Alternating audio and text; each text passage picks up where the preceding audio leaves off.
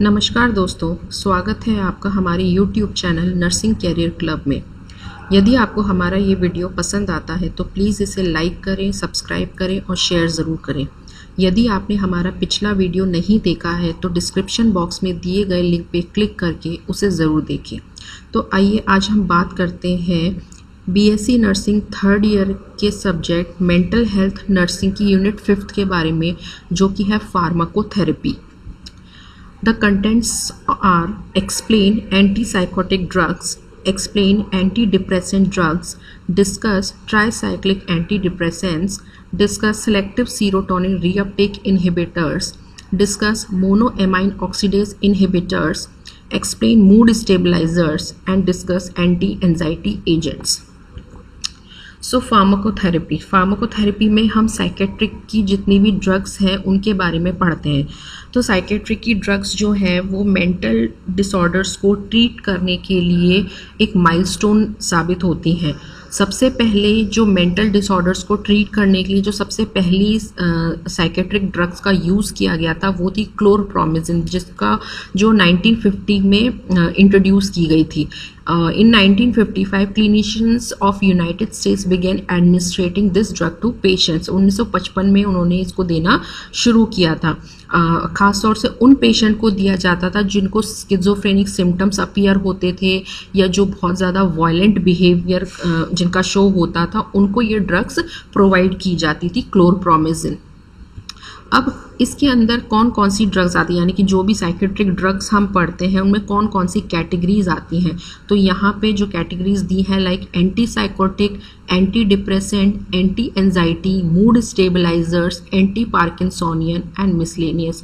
जैसे कि नाम से ही पता चल रहा है, एंटी साइकोटिक यानी कि जिनको साइकोटिक डिसऑर्डर्स होते थे उन लोगों के लिए प्रिस्क्राइब की जाती थी। एंटी डिप्रेसेंट्स यानी कि जिनको डिप्रेशन की प्रॉब्लम होती थी उनको ये प्रोवाइड करवाई जाती थी। एंटी एंजाइटी जिनको एंजाइटी की प्रॉब्लम होती थी या न्यूरोटिक डिसऑर्डर्स होते थे उनको ये एंटी एंजाइटी ड्रग्स प्रोवाइड करवाते हैं। मूड स्टेबलाइजर्स वो होती हैं जिनको मूड के अंदर फ्लक्चुएशन होते हैं, मूड में बहुत ज़्यादा उनके उतार चढ़ाव आते हैं, उनको मूड स्टेबलाइजर्स ड्रग प्रोवाइड करवाई जाती हैं।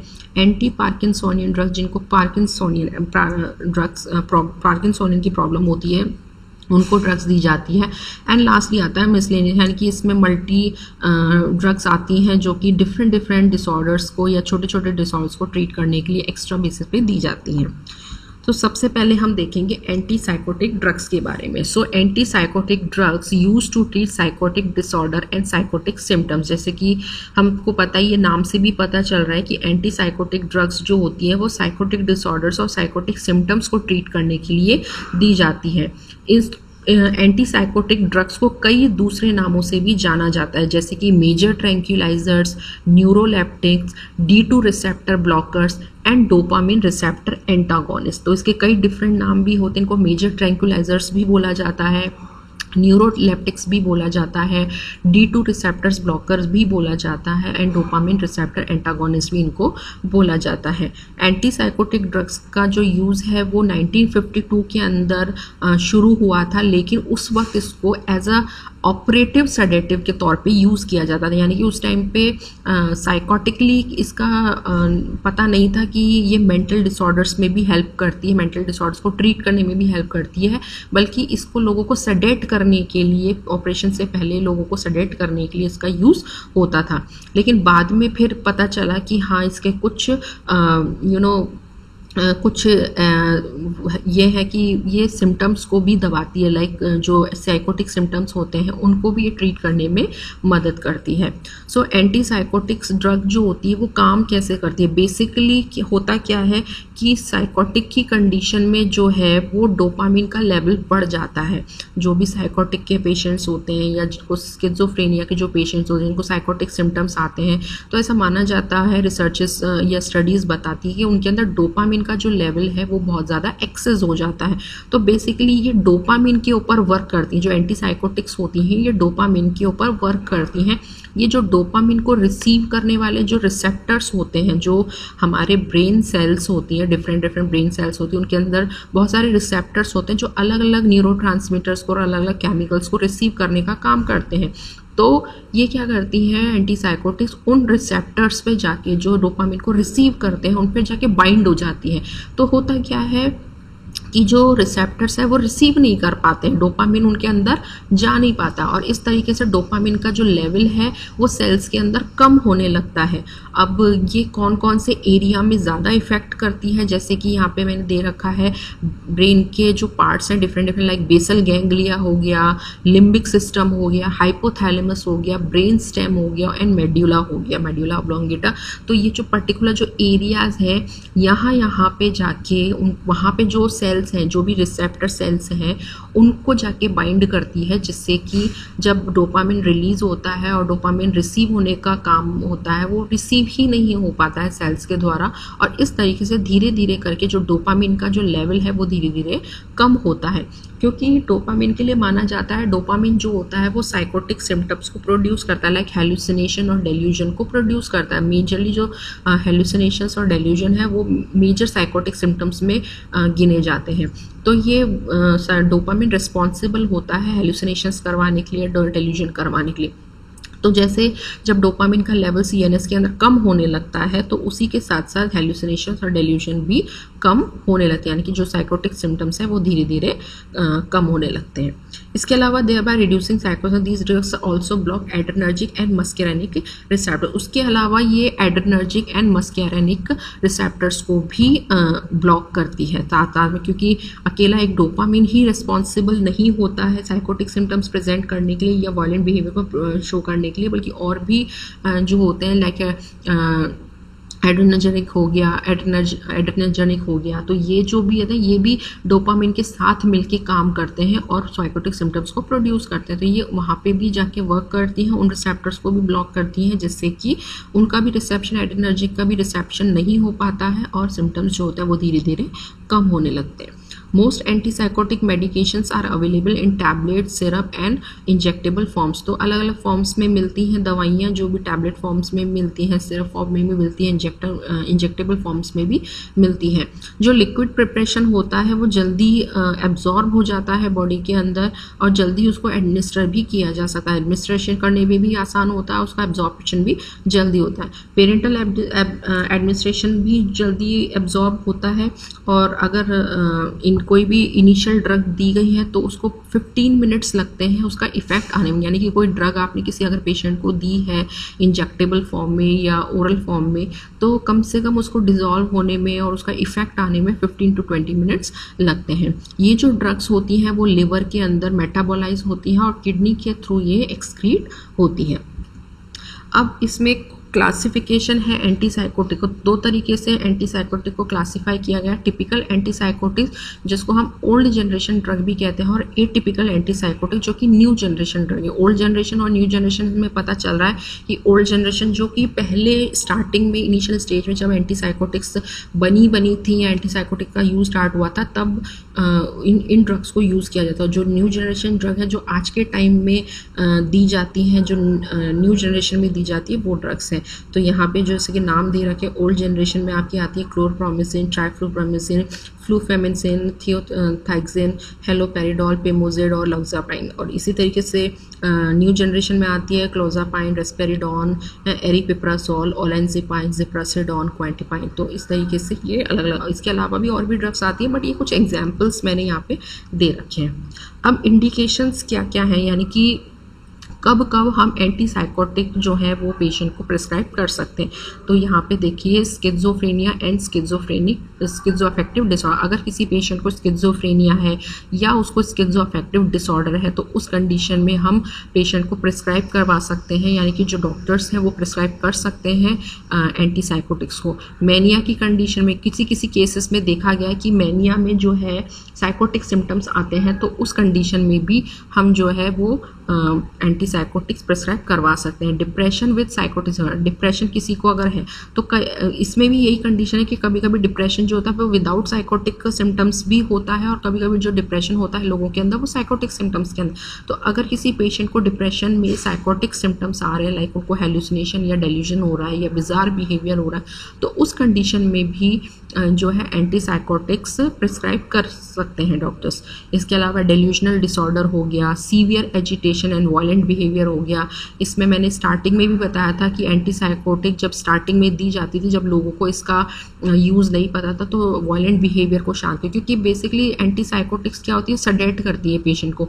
तो जब पेशेंट खुद सडेट होने लगता है, धीरे धीरे काम डाउन होने लगता है, तो ऑटोमेटिकली जो वायलेंट बिहेवियर है वो उसका शांत हो जाता है, उसका जो एजिटेशन है वो शांत हो जाता है। इस वजह से जो है एंटीसाइकोटिक्स वायलेंट पेशेंट्स में भी प्रिस्क्राइब की जाती है। देन इसके अलावा डेमेंशिया और डेलीरियम की कंडीशन में प्रिस्क्राइब की जा सकती है इसको। बॉर्डरलाइन पर्सनैलिटी डिसऑर्डर अगर किसी को है तो उसमें भी कर सकते हैं। टॉरेट्स डिसऑर्डर किसी को है तो उसमें भी की जा सकती है। सब्सटेंस इंड्यूस साइकोटिक, यानी कि अगर किसी ने सब्सटेंस को यूज़ कर रखा है, लाइक कोई ड्रग्स का अब्यूज़ करता है कोई पेशेंट, और उसको उस ड्रग्स को छोड़ने की वजह से या उसका एकदम से विड्रॉल सिम्टम्स के साथ साथ उसको साइकोटिक सिम्टम्स भी आ रहे हैं, तो उस कंडीशन में भी जो एंटीसाइकोटिक्स उसको प्रिस्क्राइब किया जा सकता है। पेशेंट की कंडीशन पे डिपेंड करता है, उसके सिम्टम्स पे डिपेंड करता है कि कब उसको एंटीसाइकोटिक्स देनी है और कब नहीं देनी है। बच्चों में भी एंटीसाइकोटिक्स प्रिस्क्राइब की जा सकती है, लेकिन बहुत ही माइल्ड डोजेस में करते हैं। जैसे कि अगर किसी को चाइल्डहुड साइकेट्रिक डिसऑर्डर है, उसको साइकोटिक सिम्टम्स आ रहे हैं, तो उस कंडीशन में भी एंटीसाइकोटिक को प्रिस्क्राइब कर सकते हैं डॉक्टर्स। देन इसके अलावा नॉन साइकेट्रिक इंडिकेशंस भी होते हैं, कुछ नॉन साइकेट्रिक कंडीशन यानी कुछ मेडिकल कंडीशंस भी होती हैं जिसमें एंटीसाइकोटिक्स दी जा सकती हैं। अब यहाँ पे बात करते हैं हम एडवर्स इफेक्ट्स ऑफ एंटीसाइकोटिक, क्योंकि साइकेट्रिक ड्रग्स जो हैं, आप चाहे कोई सी भी कैटेगरी की साइकेट्रिक, चाहे वो एंटीसाइकोटिक हो, एंटी एंजाइटी हो, एंटी डिप्रेसेंट्स हो, हर तरह की जो ड्रग्स है वो एक लेवल पे आके कुछ ना कुछ पेशेंट्स के अंदर साइड इफ़ेक्ट्स करती है। तो एंटीसाइकोटिक्स के भी बहुत सारे साइड इफ़ेक्ट्स देखने को मिलते हैं, बहुत सारे एडवर्स इफ़ेक्ट्स हैं जो देखने को मिलते हैं, और इन चीज़ों को ध्यान में रखना चाहिए, इन चीज़ों पे गौर करना चाहिए कि अगर किसी पेशेंट को किसी भी प्रकार के साइड इफ़ेक्ट्स हो रहे हैं, मेडिसिन से एडवर्स इफ़ेक्ट्स आ रहे हैं, तो उनको तुरंत डॉक्टर को रिकमेंड करना चाहिए, तुरंत डॉक्टर को उनको दिखाना चाहिए। तो क्या क्या एडवर्स इफ़ेक्ट्स कॉमनली आ सकते हैं एंटीसाइकोटिक्स लेने वाले पेशेंट्स के ऊपर? तो पहला जो है वो है ऑटोनॉमिक एडवर्स इफ़ेक्ट्स, यानी कि जो हमारा ऑटोनॉमिक सिस्टम होता है उससे रिलेटेड क्या क्या एडवर्स इफ़ेक्ट्स आ सकते हैं। तो dry mouth, constipation, blur vision, urinary retention, nausea and GI upset, orthostatic hypotension, sedation, photosensitivity, amenorrhoea, weight gain, ये कॉमन है। यानी कि जो भी पेशेंट एंटीसाइकोटिक ले रहे हैं तो उनके साथ ये होता है, उनके साथ ये दिक्कत होती है कि उनको ये चीज़ें होती है, वो इन चीज़ों को फील करते हैं। लाइक उनको नॉर्मली ड्राई माउथ रहने की शिकायत हो सकती है, तो अगर किसी को ड्राई माउथ है तो हम उनको थोड़े थोड़े टाइम में सिप्स ऑफ वाटर दे सकते हैं, ताकि उनका माउथ जो है वो मॉइस्ट रहे, वो ड्राई ना लगे, उनका गला ना सूखे, या फिर आइस चिप्स दे सकते हैं।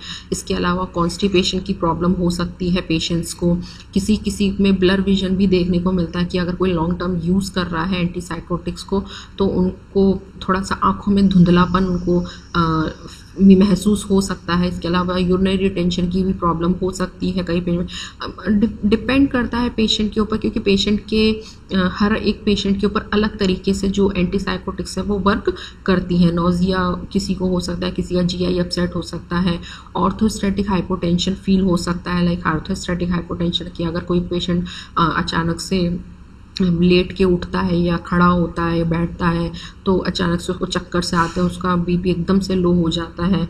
तो इन सारी जो भी चीज़ें हैं, सेडेशन की प्रॉब्लम हो सकती है, फोटो सेंसिटिविटी हो सकती है, यानी कि जो लोग एंटीसाइकोटिक में वो ज़्यादा धूप में या बहुत ज़्यादा तेज़ लाइट में वो बहुत देर तक नहीं रह पाते हैं, उनको फोटो सेंसिटिविटी की प्रॉब्लम हो जाती है।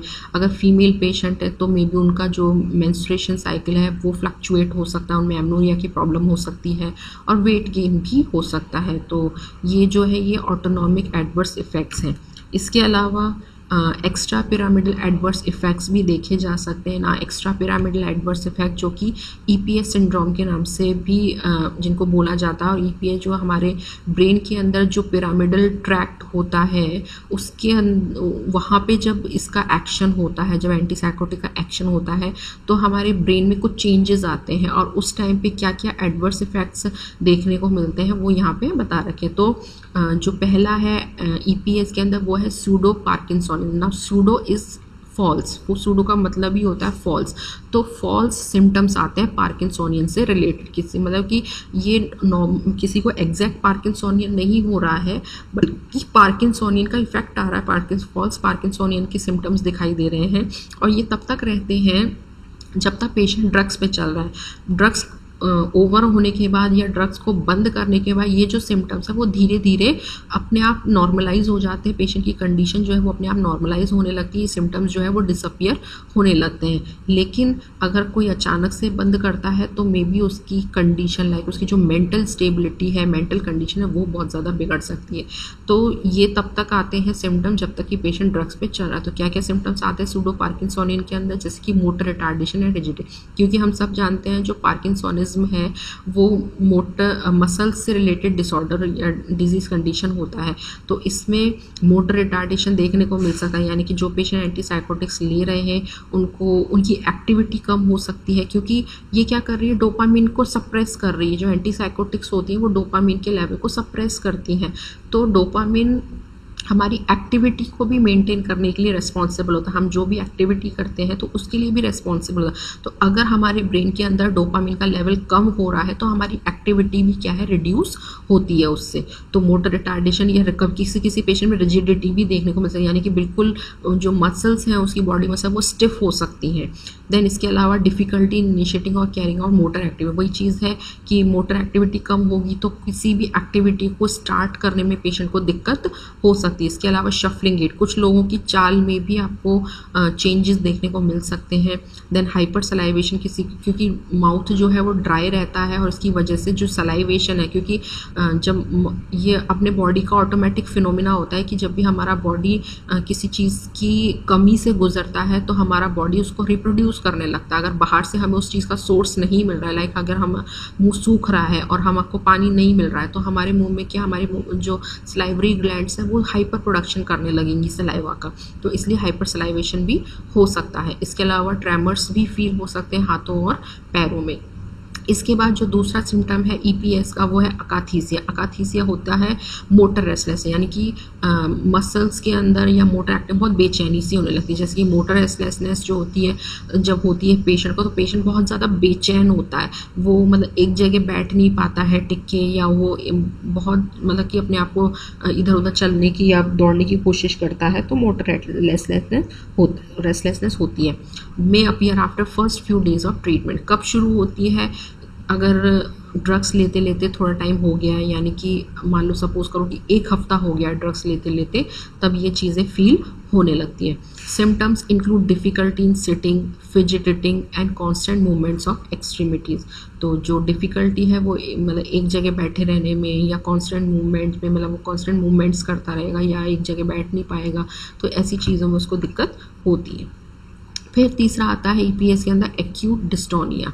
तो एक्यूट डिस्टोनिया बेसिकली क्या होता है, इसमें भी मसल से रिलेटेड, ये सारे सिम्टम्स जो आपको ईपीएस के जितने भी सिम्टम्स मिलेंगे वो सब आपको मसल से रिलेटेड मिलेंगे, क्योंकि ईपीएस ट्रैक्ट जो होता है वो हमारी मस्कुलर एक्टिविटी पे, हमारी मोटर एक्टिविटी पे वर्क करता है। तो जितने भी आपको सिम्टम्स मिल रहे हैं, आप जो देख रहे हैं, वो सब आपके मसल्स की एक्टिविटी को या आपकी मोटर एक्टिविटी को कम कर देते हैं। तो यहाँ पे जो एक्यूट डिस्टोनिया उसमें क्या होता है, उसमें स्पाज्म होता है, मसल स्पाज्म होता है। और बेसिकली जो मसल स्पाज्म हो रहा है वो फेस का हो रहा है, लाइक उसमें टंग का स्पाज्म होता है, ऐसा लगता है जैसे टंग ट्विस्ट हो रही है, टंग बहुत ज़्यादा अकड़ रही है, फेस का होने लगता है, फेस की मसल्स में खिंचाव होने लगता है, या नेक की मसल्स में खिंचाव महसूस होता है, या फिर बैक में, पीठ में ऐसा खिंचाव सा महसूस होता है। और साथ में इनवॉलंटरी मस्कुलर मूवमेंट्स भी देखने को मिल सकते हैं।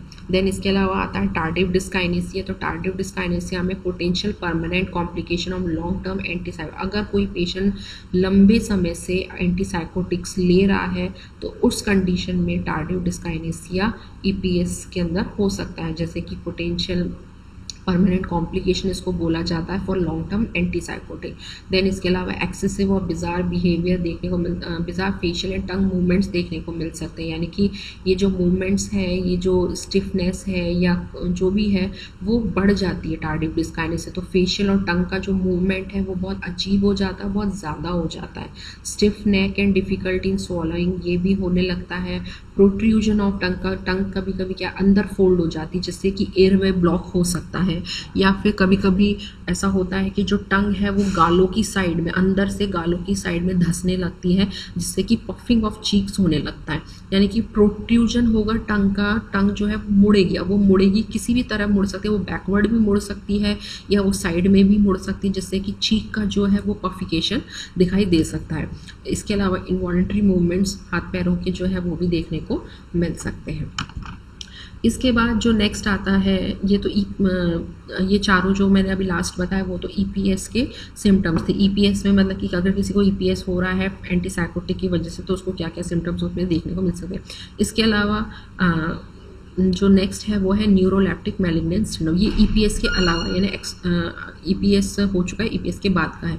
तो न्यूरोलेप्टिक मैलिग्नेंस सिंड्रोम में एक तरीके से फैटल एडवर्स इफेक्ट है। अगर कोई लॉन्ग टर्म से एंटीसाइकोटिक ले रहा है तो उसको ये एक तो ये बहुत कम होता है, और अगर किसी को हो रहा है तो ये एक फैटल कंडीशन कर सकता है, एक लाइफ थ्रेटनिंग कंडीशन अकर कर सकता है। इसमें यूजुअली जो देखने को मिलता है लाइक हाइपरथर्मिया हो सकता है, सीवियर मस्कुलर रिजिडिटी हो सकती है, डिस्टोनिया हो सकता है, अकाइनेसिया हो सकता है, म्यूटिज्म हो सकता है, confusion, agitation, increase pulse rate, increased BP, increased WBC count and cardiac arrhythmia ये हो सकता है। अगर किसी को न्यूरोलेप्टिक मैलिग्नेंट सिंड्रोम आ रहा है एंटीसाइकोटिक की वजह से तो वो एक फेटल कंडीशन को फेस कर सकता है। ये सिम्टम्स जो है वो दिखाई अगर दे रहे हैं इट मीन्स उसको न्यूरोलेप्टिक मैलिग्नेंट सिंड्रोम हो रहा है।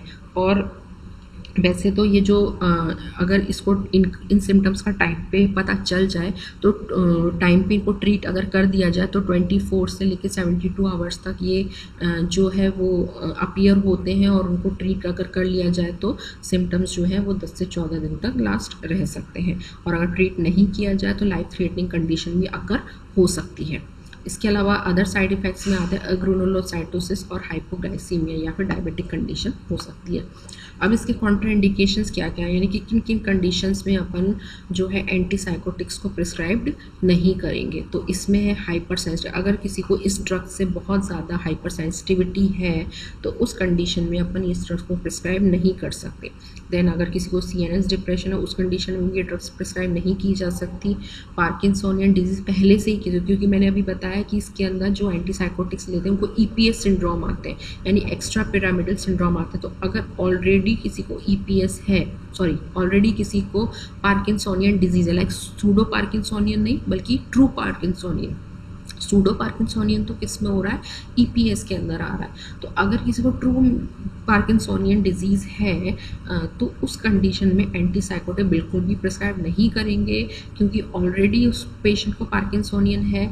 और अगर ऐसे में अगर EPS ऐसे में अगर एंटीसाइकोटिक अपन प्रिस्क्राइब कर देते तो EPS की कंडीशन जो है वो बढ़ जाएगी और उसके लिए फेटल कंडीशन हो सकती है।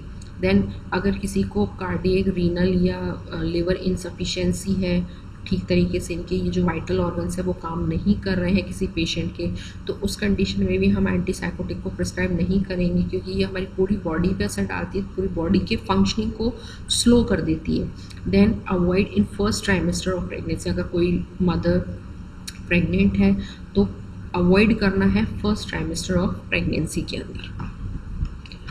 अब जो नेक्स्ट है drug that is anti depressants. So anti depressants भी नाम से ही पता चल रहा है, जो डिप्रेशन के पेशेंट्स होते हैं उनकी इलनेस को ठीक करने के लिए और मूड को एलिवेट करें। अब डिप्रेशन में होता क्या है कि मूड जो होता है वो बहुत ज़्यादा सप्रेस हो जाता है, इतना ज़्यादा सप्रेस हो जाता है कि पेशेंट जो है वो हर तरह की एक्टिविटी से विड्रॉल हो जाता है, और उसका मतलब एक तरीके से जो मूड है वो बिल्कुल डाउनफॉल हो जाता है। उसका किसी भी एक्टिविटी के अंदर इंटरेस्ट नहीं रहता है, वो कुछ भी नहीं करना मांगता, किसी से बात करने का मन नहीं करना, कहीं जाना आना नहीं, बिल्कुल एकदम ही अपने आप को सोशली विड्रॉल कर लेना, आइसोलेट कर लेना।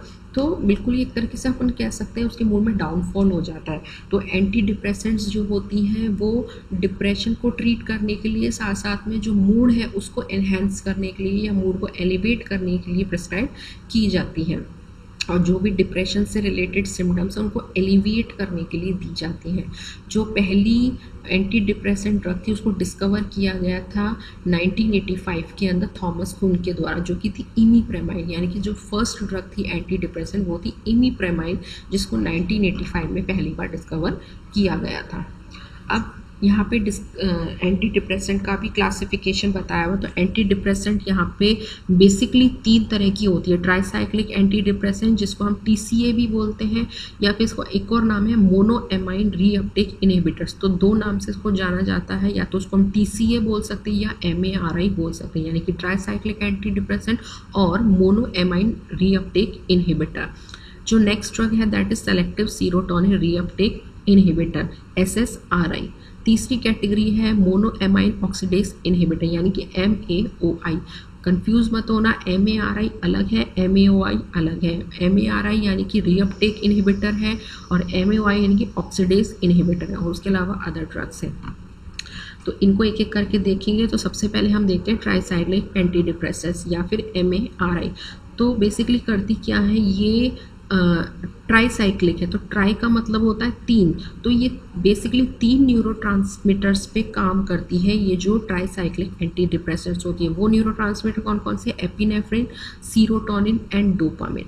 इन 3 न्यूरोट्रांसमीटर्स के ऊपर वर्क करती है, इनके नर्व टर्मिनल पे वर्क करती है और इनके लेवल को बढ़ाने का काम करती है। अब क्योंकि हमारे मूड को एक नॉर्मल लेवल पे रखने के लिए ये तीनों जो न्यूरोट्रांसमीटर्स होते हैं वो रिस्पॉन्सिबल होते हैं, like epinephrine, serotonin and dopamine. Specially serotonin को हैप्पी हार्मोन भी बोला जाता है, और हमारे मूड को अच्छा रखने में सीरोटोनिन अपना एक बहुत ही इंपॉर्टेंट रोल प्ले करता है। सीरोटोनिन के अलावा और सीरोटोनिन के साथ साथ जो है एपिनेफ्रिन और डोपामिन भी वर्क करते हैं, क्योंकि डोपामिन हमें एक्टिव रखने का काम करता है और एपिनेफ्रिन जो है वो इनके साथ एक तरीके से एडिशनल वर्क करता है।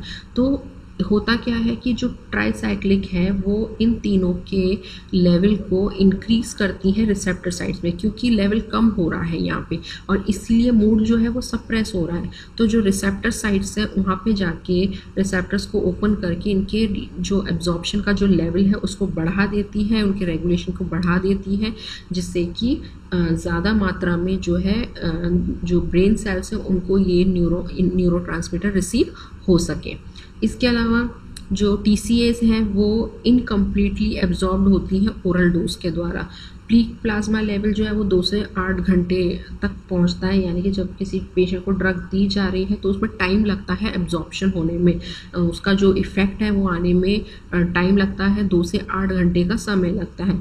रेगुलर एडमिनिस्ट्रेशन जब देते हैं तो कम से कम 2 हफ्तों का समय लगता है उसका इफ़ेक्ट आने में, यानी कि अगर किसी पेशेंट को डिप्रेशन है और उसको TCAs अगर दी जा रही है तो एटलीस्ट 2 वीक्स तक हमको मतलब देखना होता है कि इसका इफ़ेक्ट आना शुरू होता है। 2 हफ्ते से पहले इतना ज़्यादा चेंजेस देखने को नहीं मिलेंगे आपको, जो सबसे पहले चेंजेस देखने को 2 वीक्स में देखने को मिलेंगे। अब इसके कुछ इंडिकेशंस हैं यहाँ पे। तो इसके इंडिकेशंस हैं like major depressive disorder, panic disorder, generalised anxiety disorder and OCD, इन सब में दी जा सकती है। अदर चीज़ें हैं, TCAs are widely used to treat chronic neuropathic pain. ये अदर कंडीशन है इंडिकेशंस के अलावा, कि जो इंडिकेशंस बताए थे उसके अलावा और किन किन चीज़ों में एंटी डिप्रेसेंट का यानी कि ट्राईसाइक्लिक एंटी डिप्रेसेंट का यूज़ होता है। तो न्यूरोपैथिक पेन या किसी को प्रोफाइलेक्सिस या फिर माइग्रेन की प्रॉब्लम है उस कंडीशन में इसको दिया जा सकता है। साथ में अगर किसी को बचपन में किसी बच्चे को बेड वेटिंग करने की आदत है उसको भी ये दिया जा सकता है। पेप्टिक अल्सर अगर किसी को है तो उन कंडीशंस में भी दिया जाता है। बट ये जो भी कंडीशंस हैं ये आफ्टर चेकअप, ज़रूरी नहीं है कि उनको एंटी डिप्रेसेंट्स ही दी जाए, TCAs ही दी जाए, और भी अगर मार्केट में दूसरी ड्रग्स आती हैं इन कंडीशंस को ठीक करने के लिए तो उस कंडीशन में वो ड्रग्स प्रिस्क्राइब की जाएगी। ये तो लास्ट ऑप्शन है। सो नेक्रोलेप्सी, नाइटमेयर डिसऑर्डर या PTSD तो उनमें भी प्रिस्क्राइब की जा सकती है।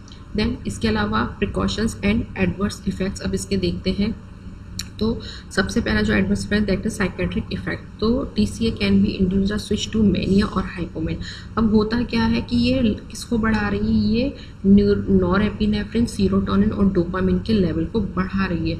तो जो मैनिया है वो अकर हो सकता है, क्योंकि डिप्रेशन और मैनिया एक दूसरे के ऑपोजिट होता है। डिप्रेशन में जहाँ पे मूड जो है वो सप्रेस हो रहा है, वहीं मैनिया के अंदर मूड जो है वो ऑटोमेटिकली एनहेंस हो रहा है, बहुत ज़्यादा एनहेंस हो रहा है। और मूड जो एनहेंस हो रहा है वो इसी वजह से हो रहा है क्योंकि इनका लेवल बढ़ रहा है। अब यहाँ पे जो हम ड्रग दे रहे हैं वो लेवल को बढ़ाने के लिए दे रहे हैं, यानी कि नॉरएपिनेफ्रिन, सीरोटोनिन और डोपामिन के लेवल को बढ़ाने के लिए। लेकिन अगर ज़्यादा मात्रा में इनका लेवल बढ़ जाता है तो मे बी हाइपोमेनिया और मेनिया की कंडीशन पेशेंट में अकर हो सकती है। इसके अलावा एंटी कोलिनर्जिक इफेक्ट्स आ सकते हैं, जैसे कि ड्राई माउथ हो सकता है, constipation, blur vision, delirium and urinary retention की प्रॉब्लम हो सकती है। अदर ऑटोनॉमिक इफेक्ट्स में जैसे कि ऑर्थोस्टैटिक हाइपोटेंशन हो सकता है पेशेंट को, तो कोशिश यही करनी है कि पेशेंट को कैफ़ीन या का इंटेक मतलब नहीं करवाए, can be treated with avoidance of caffeine intake, और ज़्यादा से ज़्यादा पानी पिलाना है, और डाइट जो है उसमें जो है सॉल्ट थोड़ा सा नॉर्मलाइज करना है इस तरीके से। इसके अलावा और भी है, जैसे कि बहुत ज़्यादा स्वेटिंग हो सकती है, पाल्पिटेशन हो सकता है, बीपी इंक्रीज़ हो सकता है। देन इसके बाद आता है सडेशन। तो जो TCAs होती हैं वो सडेशन भी ज़्यादा करती हैं, तो इनका जो इफ़ेक्ट होता है एंटीकोलिनर्जिक जो एंटी हिस्टामिनर्जिक इफ़ेक्ट होता है, जिसकी वजह से ये सडेशन करती है। देन अदर एडवर्स इफ़ेक्ट्स में आता है modest weight gain, fine rapid tremors, myoclonic twitches of tongue and upper extremities are common.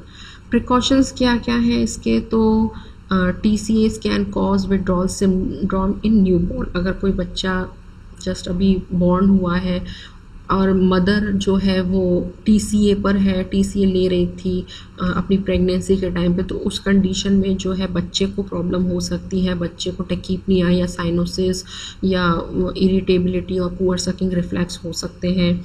सो अगर किसी पेशेंट को इसके अलावा अगर रीनल डिजीज़ या हेपेटिक डिजीज़ है, या कोई पेशेंट बहुत ज़्यादा अल्कोहल का यूज़ करता है या बहुत ज़्यादा सडेटिव का, क्योंकि ये ऑलरेडी सडेशन कर रही है, जो TCAs है वो ऑलरेडी सडेशन कर रही है, और अगर कोई पेशेंट पहले से ही सडेटिव्स लेता है, नींद की गोलियां लेता है, या कोई भी ऐसी ड्रग का नशा करता है जिससे सडेशन होता है, तो उस टाइम पे ये कंडीशन को और ज़्यादा वर्स्ट कर सकती है। कौन कौन सी TCAs मार्केट में अवेलेबल है, जैसे कि इमीप्रेमाइन हो गई, एमीट्रिप्टलिन हो गई, डॉक्सीपाइन हो गई, क्लोमीप्रेमाइन हो गई, नॉरट्रिप्टलिन हो गई, डॉथेपिन हो गई। इसके अलावा और भी आती हैं, बट ये सब एग्जाम्पल्स आते हैं। सो नेक्स्ट है सेलेक्टिव सीरोटोनिन रीअपटेक, जो दूसरी कैटेगरी है एंटी डिप्रेसेंट की, वो है SSRI। अब सेलेक्टिव सीरोटोनिन रीअपटेक इनहिबिटर, आप इस नाम पे ध्यान दो, यानी कि ये जो ड्रग है वो स्पेसिफिकली वर्क कर रही है किस पे, सीरोटोनिन पे, और सीरोटोनिन के रीअपटेक को क्या कर रही है, इनहिबिट कर रही है। नाउ होता क्या है बेसिकली कि हमारे ब्रेन के अंदर बहुत सारे न्यूरोट्रांसमीटर्स होते हैं जिनका ट्रांसमिशन एक सेल से दूसरे सेल में चलता रहता है। जब किसी भी एक सेल को न्यूरोट्रांसमीटर की ज़रूरत होती है तो पहले वाले सेल से वो जो न्यूरोट्रांसमीटर है वो रिलीज़ किया जाता है और दूसरे वाले सेल के द्वारा वो रिसीव किया जाता है। तो जितने अमाउंट में या उस पर्टिकुलर टाइम के लिए जितने केमिकल की ज़रूरत है वो सेल उतना रिसीव करके और फिर अपने रिसेप्टर्स को क्या करता है, बंद कर देता है। यानी कि अब उसकी जो एक तरीके से रिक्वायरमेंट थी, उस सेल की जो रिक्वायरमेंट थी न्यूरोट्रांसमीटर लेने की, वो फुलफिल हो गई। तो बाकी जो बचा हुआ न्यूरोट्रांसमीटर होता है वो क्या होता है, वो वापस से रीस्टोर हो जाता है पहले वाले सेल के अंदर जाके। ये बिल्कुल ऐसा है जैसे कि जब हम नल चलाते हैं तो हमें जितने पानी की ज़रूरत होती है तो उतनी देर हम पानी चलाकर फिर नल बंद कर देते हैं। तो नल बंद करने से क्या होता है, वापस से जितना भी पानी है वो टंकी में जाके रीस्टोर हो जाता है। तो इसी तरीके से केमिकल्स का भी एक तरीके से ट्रांसमिशन होता है कि जितने केमिकल्स की ज़रूरत है दूसरे सेल्स को उतने अमाउंट में वो रिसीव करके और बाकी फिर अपने चैनल्स को ब्लॉक कर देते हैं और उनकी जो रिक्वायरमेंट है वो फुलफ़िल हो जाती है, वो वापस से जाके पहले वाले सेल्स में रीस्टोर हो जाते हैं। तो यहाँ पे हमें इसी रीस्टोरेशन की या रीअपटेक के प्रोसेस को, उसको रीस्टोरेशन का या रीअपटेक का प्रोसेस बोला जाता है, इसी रीअपटेक के प्रोसेस को SSRI जो है वो रोकती है। क्योंकि क्या होता है कि अगर सीरोटोनिन जो है वो कम मात्रा में रिलीज़ हो रहा, कम मात्रा में दूसरे सेल्स के द्वारा रिसीव हो रहा, तो ये मूड को दबाता है। यानी कि आपका जो मूड है वो धीरे धीरे क्या होता है, डाउनफॉल होता है। सीरोटोनिन का लेवल बैलेंस होना ज़रूरी है ताकि हमारा जो मूड है वो अच्छा रहे। अब सीरोटोनिन ही नहीं मिल रहा है सेल्स को, यानी कि उसका रीअब्जॉर्प्शन ज़्यादा हो रहा है, यानी कि जो रीस्टोरेज है वो ज़्यादा हो रहा है। तो इसी रीस्टोरेज के प्रोसेस को, या जिसको हम रीअपटेक का प्रोसेस कहते हैं, उसको SSRIs जो है वो रोक देती है। और उससे क्या है कि ज़्यादा मात्रा में सीरोटोनिन जो है वो दूसरे सेल्स में रिसीव होता है और रीअपटेक का प्रोसेस ज़्यादा नहीं होता, और जिसकी वजह से जो मूड है वो धीरे धीरे बेटर होने लगता है। अब जो है SSRIs जो है वो 1987 में सबसे पहले इंट्रोड्यूस की गई थी, और जो सबसे पहली SSRI थी वो थी फ्लूजेक्टाइन, और 1990 के अंदर इसको अप्रूव किया गया था इसके वाइडली यूज़ के लिए। देन ये किस किस काम आते हैं, लाइक OCD में, पैनिक डिसऑर्डर में, GAD में, प्री मेंस्ट्रुअल डिस्फोरिक डिसऑर्डर में जिसको PD कहते हैं, सोशल एंजाइटी डिसऑर्डर में या ईटिंग डिसऑर्डर में भी SSRI जो है वो इफ़ेक्टिवली वर्क करती हैं। सारी जो SSRIs हैं वो लिवर में ही मेटाबोलाइज होती हैं, और इनका जो थेराप्यूटिक इफ़ेक्ट है जो है रीअपटेक इनहिबिशन वो थोड़े टाइम में ही देखने को मिल जाता है। अब इसके इंडिकेशंस क्या क्या हैं, depression, anxiety disorder, OCD, panic disorder, social anxiety disorder, PTSD, GAD, bulimia nervosa and other eating disorder. तो ये सारे जो है वो इसके इंडिकेशंस हैं। अदर इंडिकेशंस में premenstrual dysphoric disorder like PDD, premenstrual ejaculation, autism, paraphilias.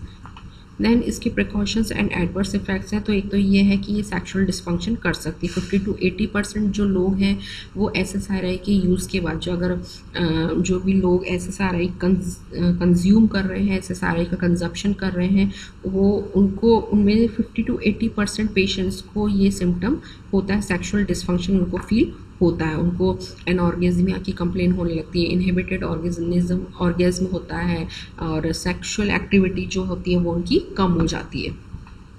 Then GI adverse effects में जैसे कि नोज़िया हो सकता है, डायरिया हो सकता है, एनोरेक्सिया हो सकता है, वॉमिटिंग हो सकती है, डिस्पेप्सिया हो सकता है। इसके अलावा जो सर्ट्रेलिन और फ्लूजेमाइन है वो GI अपसेट कर सकते हैं।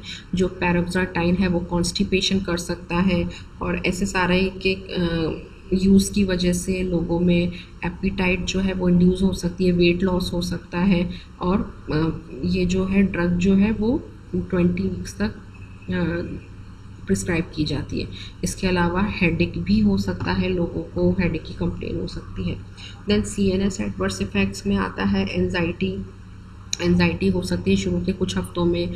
देन इंसोम्निया, सेडेशन हो सकता है, इमोशनल ब्लंटिंग हो सकती है, सीरोटोनिन सिंड्रोम हो सकता है। सो सीरोटोनिन सिंड्रोम क्या है, सीरोटोनिन सिंड्रोम में बेसिकली जो सिम्टम्स आते हैं वो आते हैं मेंटल स्टेटस में चेंज देखने को मिल सकता है, रेस्टलेसनेस हो सकती है, मायोक्लोनस हो सकता है, हाइपोफोरेसिस हो सकता है, शिवरिंग हो सकती है, tachycardia, labile mood, diaphoresis and tremors, ये सारे सिम्टम देखना।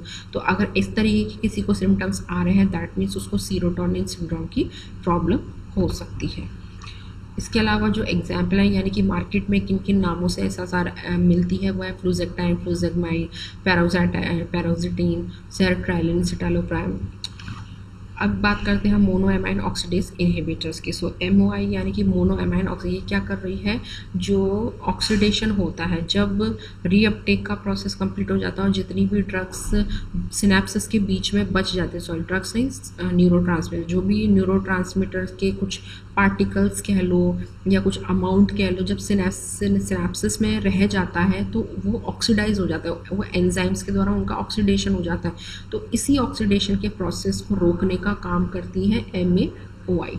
तो MAOI जो है वो पहली बार इंट्रोड्यूस की गई थी 1957 के अंदर, जो कि डिप्रेशन और पैनिक डिसऑर्डर दोनों में काम आती है। इसके अलावा ट्यूबरक्लोसिस का भी इसका सबसे पहले यूज़ होता था, यानी डिप्रेशन को ट्रीट करने से पहले सबसे पहले ट्यूबरक्लोसिस को ट्रीट करने के लिए दी जाती थी। और अभी जो अवेलेबल है वो फेनिलजीन, आइसोकार्बोक्सिलेट और ट्राइनिलिप्रोमाइन, इन नामों से ये मार्केट में अवेलेबल है। इसका जो ओरल एडमिनिस्ट्रेशन है वो एब्जॉर्ब हो जाता है, उसको 2 घंटे में इसका जो है इफ़ेक्ट देखने को मिल सकता है। तो MAOI inhibit the action of enzymes mono amine oxidase. तो एक एंजाइम होता है जिसको बोला जाता है मोनो एमाइन ऑक्सीडेज, तो उस एंजाइम को क्या करती है, इनहिबिट करती है, इसका इनहिबिशन करती है, ऑक्सीडेशन होने के प्रोसेस को रोकती है। सो इसकी वजह से क्या होता है, नॉरएपिनेफ्रिन और सीरोटोनिन का जो डीजनरेशन है वो रुक जाता है, मतलब डीजनरेट नहीं होने देती है, और ज़्यादा मात्रा में जो है नॉरएपिनेफ्रिन और सीरोटोनिन दूसरे सेल्स के द्वारा रिसीव किए जाते हैं, जिसकी वजह से मूड जो है वो एनहेंस होने लगता है। इसके थेराप्यूटिक इंडिकेशंस में है डिप्रेशन के लिए तो दी जाती है, साथ में ये बाइपोलर डिप्रेशन के लिए भी दी जाती है, पैनिक डिसऑर्डर के लिए भी इसको प्रिस्क्राइब किया जाता है, सोशल फोबिया के लिए भी इसको प्रिस्क्राइब किया जाता है। इसके अलावा बुलिमिया नर्वोसा अगर किसी को है, या PTSD, anginal when, migraine, ADHD, तो इन सारी चीज़ों के लिए भी इसको प्रिस्क्राइब किया जाता है। Then precautions and adverse effects में आता है ये, इससे ऑर्थोस्टैटिक हाइपोटेंशन हो सकता है, इंसोम्निया हो सकता है, वेट गेन हो सकता है, एडिमा एंड सेक्सुअल डिस्फंक्शंस भी हो सकते हैं। ज़्यादा जो इसके अगर एडवर्स इफेक्ट्स आ रहे हैं और जो एक सीरियस कंडीशन जो होती है वो होता है टायरामाइन इंड्यूस हाइपरसेंसिटिव क्राइसिस, यानी कि ऐसे पेशेंट जो कि टायरामाइन रिच फूड खा रहे हैं, टायरामाइन एक काइंड का प्रोटीन होता है, अगर उससे रिलेटेड कोई भी फूड खा रहे हैं और ये टायरामाइन के साथ compete करके एक तरीके से एडवर्स इफेक्ट पैदा करती है, तो उनको टायरामाइन सेंसिटिविटी हो जाती है। तो हाइपरटेंसिव क्राइसिस होता है, जो लोग टायरामाइन कंटेनिंग फूड लेते हैं तो उसमें उनके सिम्टम्स आ सकते हैं, जैसे कि उनको हाइपरटेंसिव क्राइसिस हो सकता है, ऑक्सीपिटल हेडेक हो सकता है, पाल्पिटेशन हो सकता है, नोजिया वॉमिटिंग हो सकता है, फीवर हो सकता है, स्वेटिंग हो सकती है, इंक्रीज BP हो सकता है, चेस्ट पेन हो सकता है, और अगर ज़्यादा फेटल कंडीशन है तो कभी कभी कोमा की भी कंडीशन हो सकती है। मैनेजमेंट इंक्लूड डिसकंटिन्यूशन ऑफ ड्रग, अगर ऐसी कंडीशन है किसी को ये वाला कोई सिम्टम आ रहा है तो ऐसे में तुरंत ड्रग को बंद कर देना चाहिए, वाइटल साइंस को मॉनिटर करना चाहिए, और अगर बॉडी का टेम्परेचर बढ़ रहा है तो कूलिंग मेजर्स को अप्लाई करना चाहिए, और तुरंत बीटा एड्रेनर्जिक एंटागोनिस्ट देने चाहिए जिससे कि BP को डिक्रीज़ किया जा सके, और BP जो है वो तुरंत 5 मिनट के अंदर अंदर नीचे आ जाता है। इस ड्रग्स की कुछ एग्जांपल्स हैं जैसे कि फेनाजीन, साइप्रेमाइन, आइसोकार्बस, तो इन नामों से ये क्या है, ये मार्केट में अवेलेबल है। अब हम बात करते हैं, अभी हम एंटी डिप्रेसेंट्स के बारे में देख रहे थे, अब जो हमारी तीसरी कैटेगरी है साइकेट्रिक ड्रग्स के अंदर वो है mood stabilising agent. So basically जो मूड स्टेबलाइजिंग एजेंट है वो मैनिक पेशेंट को दिए जाते हैं, क्योंकि अगर किसी को डिप्रेशन है तो उनके डिप्रेशन को हमें डिप्रेशन के सिम्टम्स को रिमूव करना है, तो ऐसे में हम उनको मूड स्टेबलाइज़र नहीं दे सकते। मूड स्टेबलाइज़र देने के लिए अगर किसी पेशेंट को मैनिया की कंडीशन है, किसी पेशेंट को बाइपोलर है, तो उस कंडीशन में हम पेशेंट को मूड स्टेबलाइज़र प्रिस्क्राइब करवाते हैं। तो मूड स्टेबलाइज़र जो है उन पेशेंट्स को दिया जाता है जिनका मूड बहुत ज़्यादा एनहेंस हो रहा है, लाइक वो बहुत ज़्यादा एक्टिव हैं या ओवर उनकी एक्टिविटी ओवर हो रही है, बहुत ज़्यादा हो रही है, और बहुत ज़्यादा उनका थॉट प्रोसेस चल रहा है, क्योंकि मैनिया की कंडीशन ऐसी होती है जिसमें हर चीज़ इंक्रीज़ हो जाती है, लाइक उनका मूड ज़्यादा इंक्रीज़ हो जाता है, एक्टिविटी इंक्रीज़ हो जाती है, थॉट प्रोसेस उनका बढ़ जाता है, ओवर टॉकेटिवनेस देखने को मिल सकती है, और भी बहुत सारी चीज़ें, बहुत सारे सिम्टम्स जो है मैनिक पेशेंट में देखने को मिल सकते हैं। तो बेसिकली जो मूड स्टेबलाइजिंग ड्रग्स हैं वो मैनिक पेशेंट्स को प्रिस्क्राइब की जाती हैं। अब इसमें जो फॉरमोस्ट या हम कह सकते हैं जो फर्स्ट लाइन ड्रग या जो एक तरीके से कहते हैं कि जो ड्रग ऑफ चॉइस जिसको बोला जाता है वो होती है लिथियम कार्बोनेट, क्योंकि सबसे ज़्यादा लिथियम कार्बोनेट का लोगों पे यूज़ किया जाता है। सो यहाँ पे हम लिथियम कार्बोनेट के लिए पढ़ेंगे। तो लिथियम कार्बोनेट जो है सबसे पहले गाउट, एपिलेप्सी और कैंसर के लिए यूज़ की जाती थी। ये जितनी भी साइकेट्रिक ड्रग है पहले इनका यूज़ किसी दूसरे तरीके से हुआ करता था, क्योंकि लोगों को उस टाइम पे ना तो साइकेट्रिक इलनेसेस के बारे में इतना पता था और ना ही लोगों को पता था कि ड्रग्स जो है वो साइकेट्रिक इलनेस में कैसे काम करती है। तो 19th सेंचुरी के अंदर लिथियम को गाउट को और एपिलेप्सी को और कैंसर को ट्रीट करने के लिए दिया जाता था। पहली बार 1948 के अंदर जॉन केड के द्वारा इसको यूज़ किया गया था मेंटल डिसऑर्डर को ट्रीट करने के लिए। लिथियम के अंदर जो स्पेसिफिक जो उनका बायोकेमिकल मैकेनिज्म होता है वैसे तो वो अननोन है कि कैसे वर्क करती है, बट फिर भी ऐसा माना जाता है कि ये जो है डिफरेंट न्यूरोट्रांसमीटर्स के ऊपर अलग अलग तरीके से वर्क करती है, और ये क्या करती है, नॉरएपिनेफ्रिन के लेवल को तो कम करती है, और जो 5-HT यानी कि जो सीरोटोनिन है उसके लेवल को ये क्या करती है, इंक्रीज़ करती है। नाउ अब सोच रहे होंगे कि अगर ये सीरोटोनिन के लेवल को बढ़ा रही है तो मूड एनहेंस होना चाहिए, और ज़्यादा ये तो मूड कर रही है, बट क्योंकि ये कम्पीट कर रही है ये सोडियम के ऊपर, ये जो ड्रग है ये एक ऐसी ड्रग है जो सोडियम के ऊपर वर्क करती है, तो ये सोडियम से कम्पीट करके ये किसी न किसी फॉर्म में सीरोटोनिन पे वर्क करती है, जिसकी वजह से मूड जो है वो एनहेंस हुआ है। अब वही बात है कि इसका एग्जैक्ट जो मैकेनिज्म वो तो किसी को पता नहीं है, वो अभी तक अननोन है, तो ये जितना भी ये सजेस्टिव स्टडीज़ हैं। देन सोडियम इंटेक का मैंने बताया ही है कि सोडियम इंटेक डिपेंड करता है कि हम कम ले, अगर सोडियम हम कम ले रहे हैं तो इसका एब्जॉर्प्शन कम होगा, सोडियम ज़्यादा ले रहे हैं तो ज़्यादा होगा। तो सोडियम का जो लेवल है वो बिल्कुल एक्यूरेट होना चाहिए हमारी बॉडी में, जिससे कि ये सोडियम के ऊपर लाई करके वर्क कर सके। थेराप्यूटिक इंडिकेशंस में मैनी के एपिसोड है, मैनी जिनको मैनिया की प्रॉब्लम, जैसे कि मैंने बताया मैनिया के लिए ज़्यादा दी जाती है, तो मैनिया के लिए, बाइपोलर के लिए, जिनको बाइपोलर डिप्रेशन है, और मेंटेनेंस थेरेपी के तौर पे भी इस ड्रग को दिया जाता है। मेंटेनेंस थेरेपी लाइक अगर किसी पेशेंट को सिम्टम्स काफ़ी हद तक दब गए हैं और एक कंडीशन को, पेशेंट की एक नॉर्मल कंडीशन को अगर मेंटेन करना है तो मेंटेनेंस के तौर पे इस ड्रग को बहुत ही लोअर डोज के अंदर पेशेंट को प्रिस्क्राइब करवाया जाता है। इसके अलावा मेजर डिप्रेसिव डिसऑर्डर में भी कभी कभी ये ड्रग प्रिस्क्राइब की जाती है।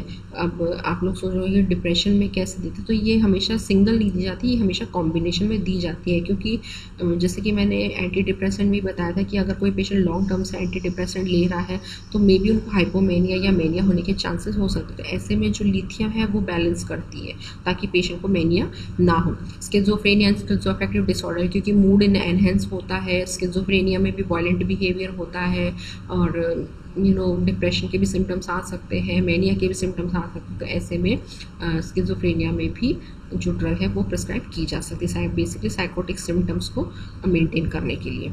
इसके अलावा जो दूसरे इंडिकेशंस हैं वो है मूड को अगर कोई वॉयलेंट पर्सन है या स्किज़ोफ्रेनिया की कंडीशन है या किसी बच्चे को कंडक्ट डिसऑर्डर है या मेंटल रिटार्डेशन है तो उसमें भी ये प्रिस्क्राइब की जा सकती है। इसके अलावा जो नॉन साइकेट्रिक कंडीशंस होती हैं जैसे कि एपिलेप्सी हो गई, हेडेक हो गया, हंटिंगटन्स डिजीज़ हो गया, साइक्लिक वॉमिटिंग हो गई, अल्सरेटिव कोलाइटिस हो गया, ये नॉन साइकेट्रिक कंडीशंस में भी प्रिस्क्राइब की जा सकती है।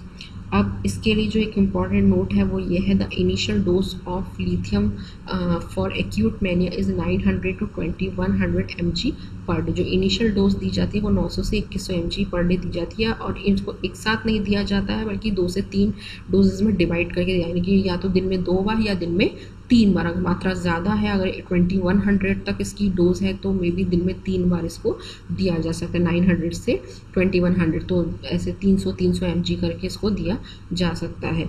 और लिथियम को देने से पहले कंडीशन होती है कि पेशेंट का जो ब्लड लिथियम लेवल है वो हर रेगुलर इंटरवल पे इन्वेस्टिगेट होता है। इसको इंटरवल पे उनको जांचना ज़रूरी है, इन्वेस्टिगेट करवाना ज़रूरी है।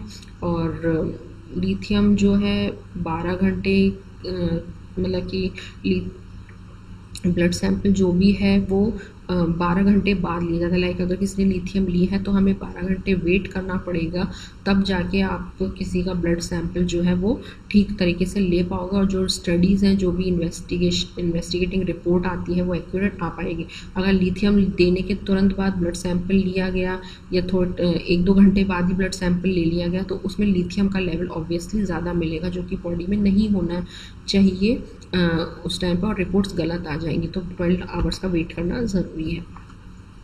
इसके अलावा इसके एडवर्स इफेक्ट्स की अगर हम बात करें तो यहाँ पे more than 80% of patients taking lithium experience side effects. It is important to minimise the risk of adverse effects through monitoring of blood lithium level.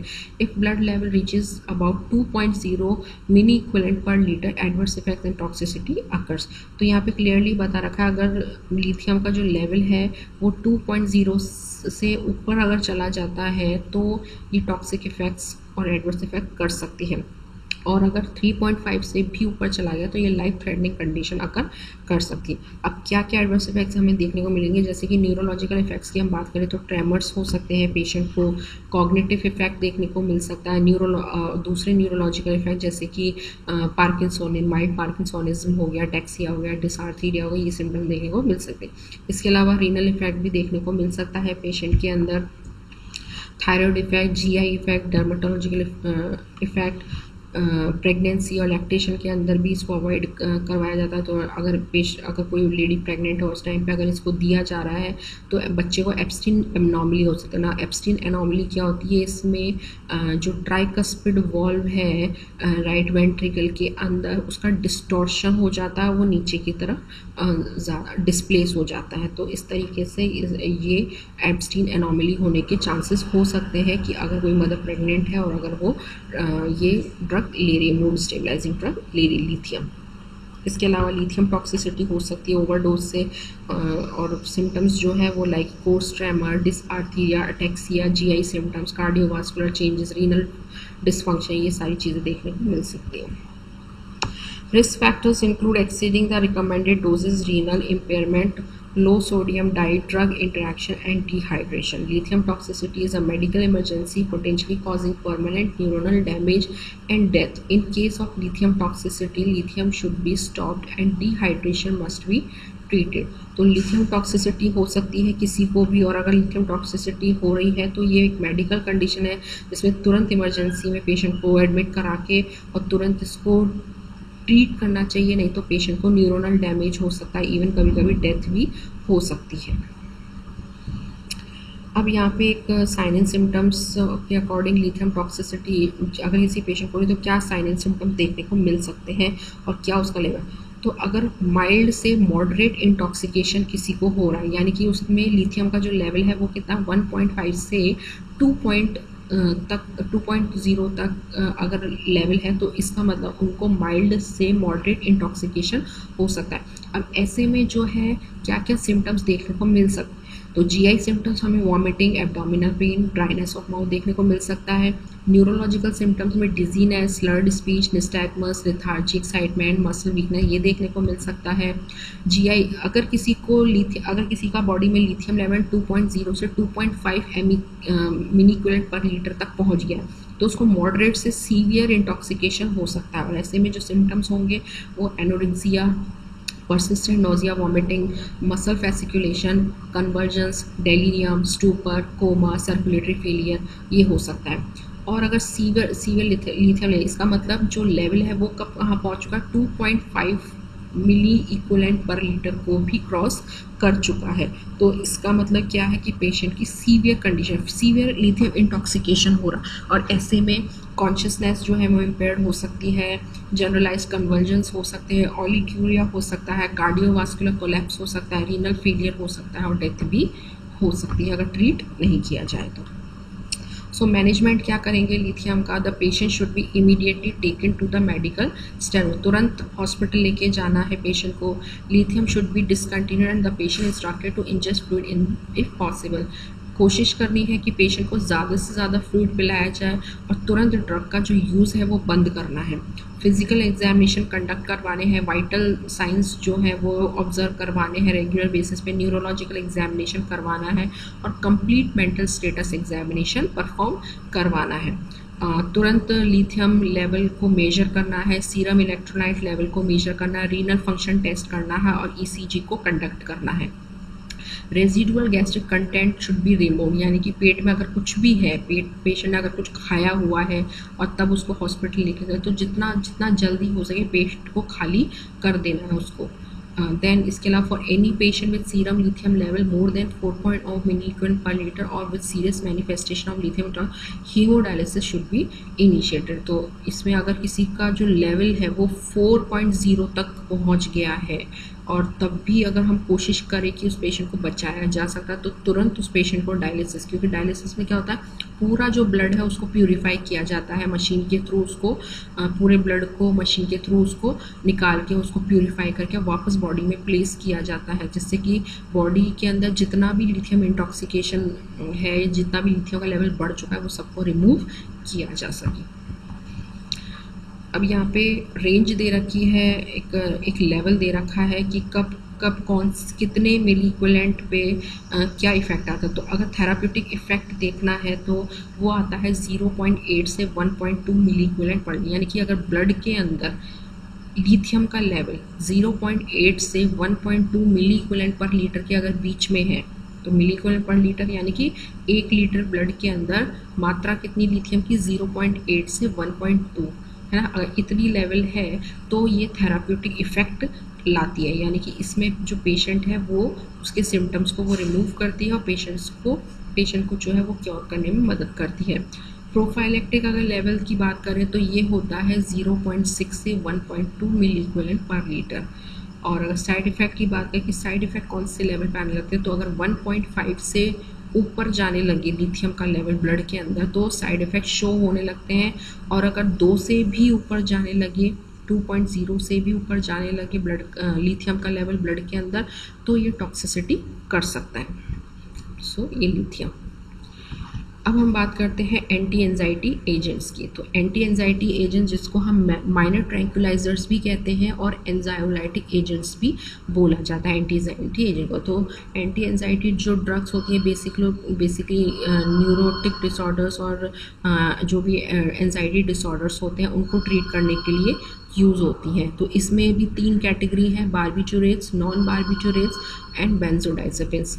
तो बेसिकली जो एंटी एंजाइटी ड्रग्स है वो गाबा न्यूरोट्रांसमीटर होता है लाइक उसके ऊपर work करती है। गामा अमीनो ब्यूटारिक एसिड इसके ऊपर वर्क करती है। गाबा मेन इनहिबिटरी न्यूरोट्रांसमीटर होता है जो एंजाइटी के लिए रेस्पॉन्सिबल होता है और ये हमारे ब्रेन के फंक्शंस को नॉर्मल होने नहीं देता। ये क्या करता है, ये ज़्यादातर जितने भी न्यूरोट्रांसमीटर हैं उनके ऊपर इनहिबिशन का एक्शन करता है। तो अगर गाबा जो है वो ज़्यादा मात्रा में इनहिबिटरी एक्शन करने लगे तो ये न्यूरोट्रांसमीटर को क्या करता है, जो रोकता है, जिसकी वजह से जो है एंजाइटी होने लगती है।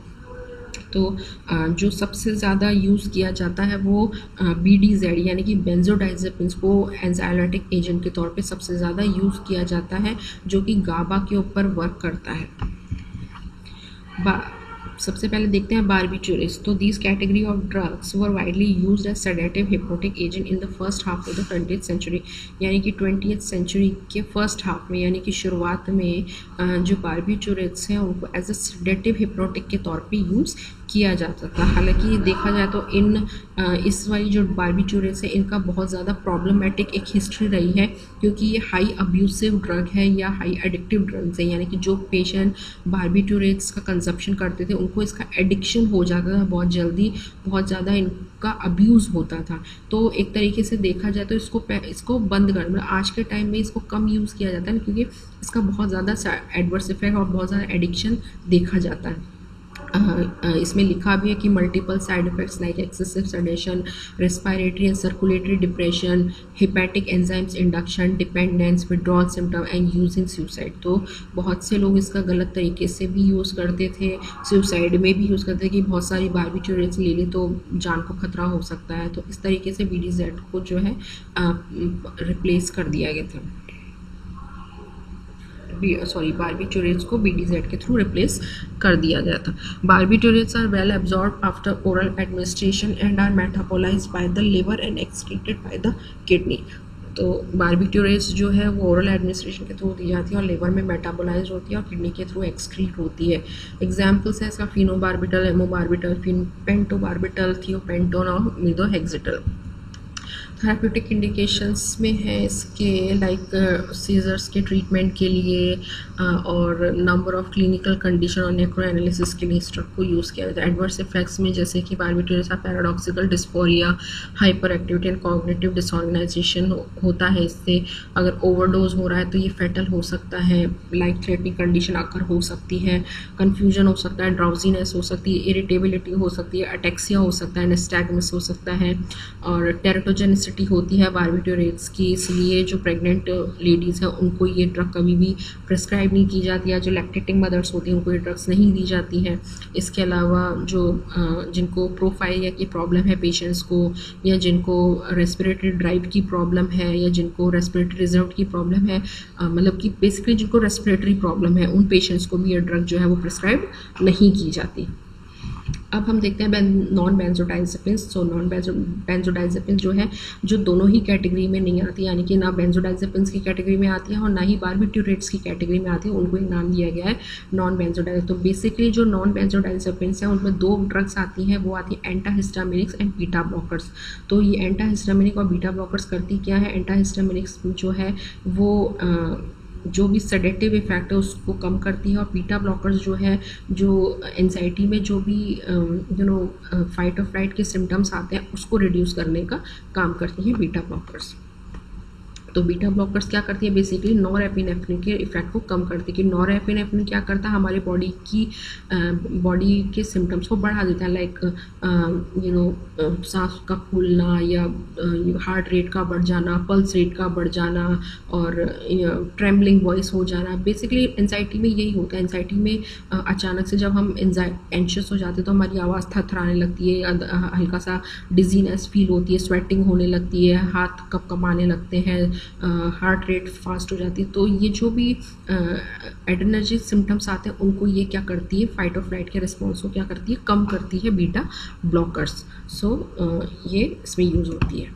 देन जो प्रोपेनोलॉल होती है वो सबसे ज़्यादा एंटी बीटा ब्लॉकर्स के तौर पे यूज़ होती है, जो कि ब्रोंकोलस्ट में और कार्डियक कंडीशंस में पेशेंट को नहीं दी जाती है।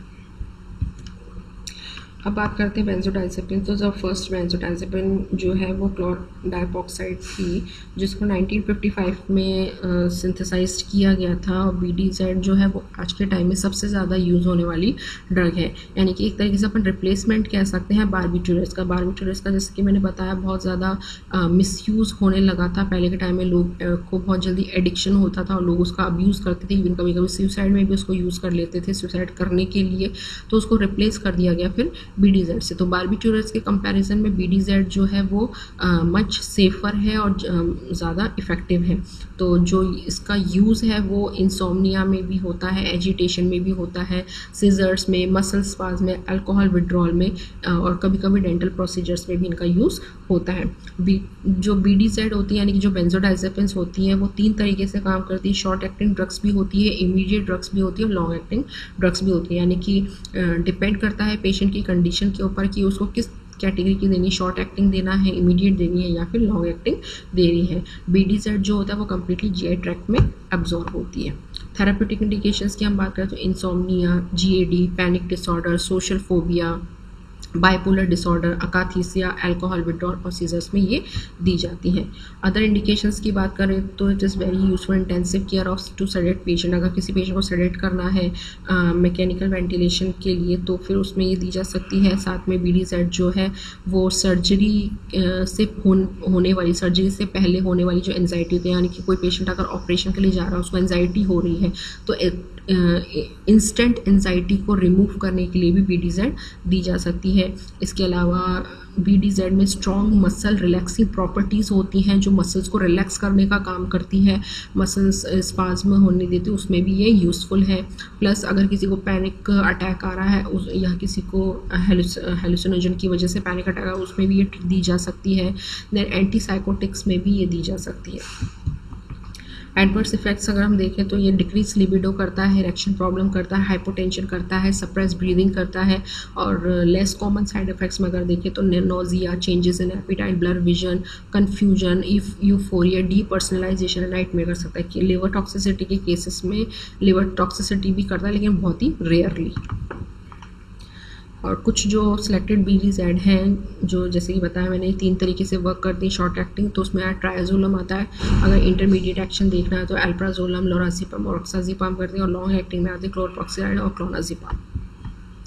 Tolerance dependent withdrawal when BDZ are use for short period, 1 से 2 हफ्ते के लिए अगर यूज़ करते हैं मॉडरेट डोजेज में तो इसका कोई भी टॉलरेंस या डिपेंडेंस या विड्रॉल इफेक्ट नहीं देखा जा सकता। लेकिन अगर इसका थोड़ा सा डोज बढ़ाया जाता है तो इसकी भी एक तरीके से हम कह सकते हैं कि इसकी भी हैबिट हो जाती है। ये भी एक तरीके से टॉलरेंस, डिपेंडेंस और विड्रॉल कर सकती है। उस टाइम पे जो सिम्टम्स है वो जैसे कि anxiety, nervousness, diaphoresis, restlessness, irritability, fatigue, light headedness, tremor, insomnia, weakness, ये सब देखने को मिल सकता है। सो ये जो था वो था आपका ड्रग्स के बारे में सारा कुछ। और आई होप आपको ये समझ में आया होगा। अगर नहीं समझ में आया तो आप कमेंट बॉक्स में मेंशन कर सकते हैं। और अगर आपको वीडियो पसंद आया तो इसे लाइक और सब्सक्राइब करके चैनल को सब्सक्राइब करें और इसको शेयर भी कर सकते हैं।